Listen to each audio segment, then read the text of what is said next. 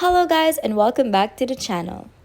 In today's video, I'll show you how to record your screen with audio on iPhone 16 running iOS 18.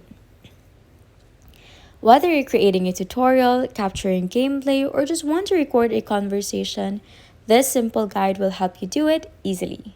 Let's get started. Step 1. Unlock your iPhone and open the Settings app. Or swipe down from the top right corner of the screen to open the Control Center. You should see a circular record button right here. Press and hold the screen recording button until you see a menu with the option to toggle on microphone audio. Tap on the microphone audio to turn it on.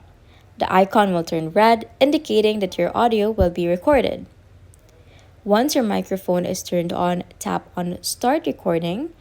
After a 3-second countdown, your screen will start recording, and it will also capture any audio from your device or the microphone. Your recorded video with audio will automatically be saved in your Photos app where you can review, edit, and share it as needed. And that's it! You've successfully recorded your iPhone screen with audio on iOS 18. Whether you're sharing tutorials or capturing important moments, this feature makes it easier to create content.